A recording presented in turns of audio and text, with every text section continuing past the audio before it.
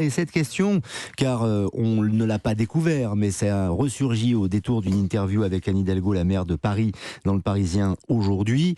Le PSG pourrait, menace en tout cas Grégory Schneider, et je poserai la question d'abord à Jean-François Pérez, quitter le Parc des Princes, car la mairie, et la maire en tête, refuse de vendre le club au PSG, qui veut le développer et qui veut avoir, Jean-François, plus que 45 000 places déjà pour pouvoir développer des hospitalités, faire du marketing tout simplement et être aussi ambitieux que le PSG le désire. Hein. Ouais, c'est un serpent de mer qui est long comme un boa constrictor parce que à peine arrivé le Qatar à la tête du Paris Saint-Germain, on a parlé de ce problème.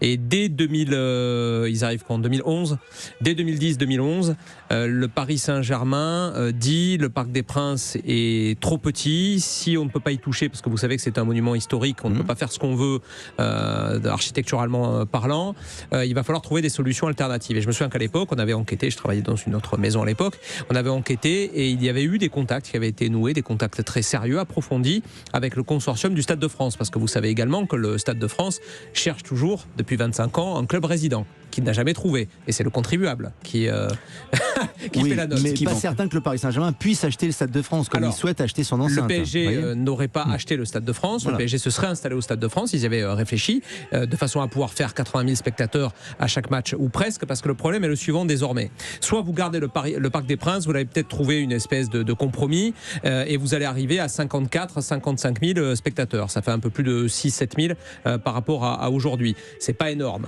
Le problème, c'est que l'économie du PSG, telle qu'elle est, avec les 3 meilleurs joueurs du monde ou presque sur la pelouse, avec des salaires absolument indécents qui sont livrés, vous allez être obligé de monter encore les tarifs. Or, le PSG, c'est déjà très cher par rapport au reste du foot français. Donc ça va continuer à accélérer cette espèce de décalage avec des gens qui ne pourront plus jamais venir en fait au Parc des Princes. Ou alors, vous choisissez le nouveau stade, la construction d'un nouveau stade qui serait à 100% pour le PSG. Mais ça voudrait dire qu'il faut quitter Paris. Ça voudrait dire que peut-être le Paris Saint-Germain ne s'appellera plus le Paris Saint-Germain. Parce que si vous allez à Poissy, vous allez vous appeler Poissy-Saint-Germain. Il n'y a plus aucun lien avec Paris.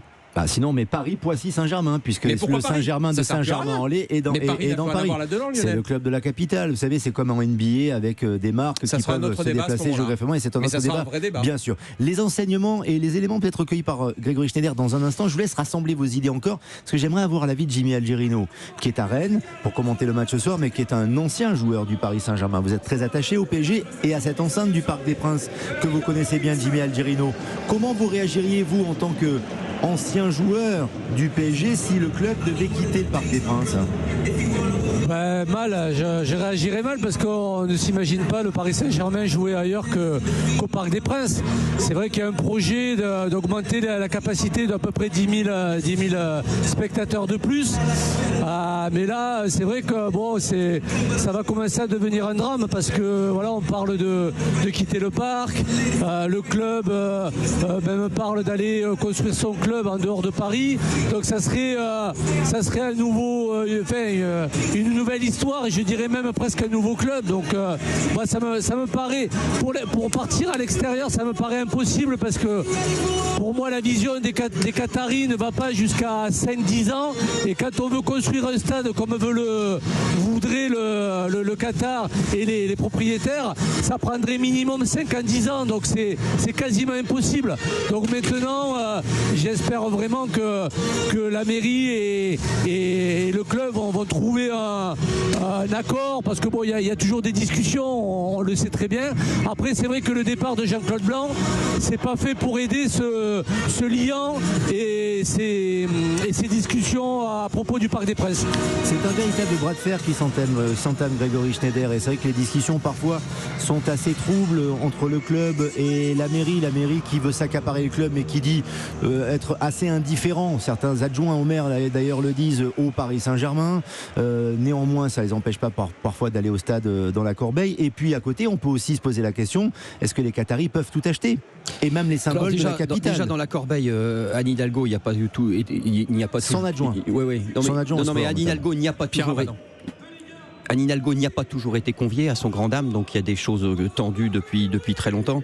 Là, ce que dit Jimmy Algerino, c'est passionnant, mais il faut poser un cran plus loin. C'est-à-dire, effectivement, c'est un stade où une fois le premier coup de pioche, c'est 5 ans et on n'est pas au premier coup de pioche.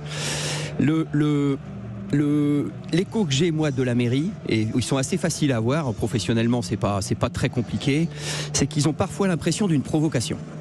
C'est-à-dire qu'ils se disent, bon, nous, alors les Qataris attaquent à 40 millions, vous connaissez les chiffres, nous on estime ça à 200, 300 millions. Contrairement à ce qu'on pourrait croire, c'est pas, en tout cas c'est ce qu'ils disent à la mairie, c'est pas complètement irréconciliable, c'est pas, comment dire, un casus belli ou quelque chose qui va stopper. Pas 300 millions le Parc des Princes. Non mais ce que j'essaie de vous dire, c'est quand même simple. Je voulais que je vous le dise clairement. On va y aller. Est-ce que Nasser Khelaifi n'est pas en train de chercher un prétexte et de se foutre de la gueule du monde pour se barrer? Voilà, c'est un peu ça. En tout cas, la mairie, c'est un peu leur sentiment. Ils vous le disent aussi sèchement que ça. Puisque tu vas aller où? Effectivement, le Stade de France, c'est un vrai truc. Donc, tu peux y aller, tu peux y être demain. Mais construire ton stade, c'est pas sérieux. Il y a quelque chose qui va pas par rapport au délai. Donc ça, c'est le premier point. Le deuxième point, c'est et là, c'est un petit peu dangereux. Ça va un peu dans ce que dit Jeff, c'est que le Paris Saint-Germain a jamais été très soucieux d'entretenir comment dire, l'histoire du club et d'aller dans ce sens-là. Je vous rappelle la phrase d'Ibra qui était cruciale.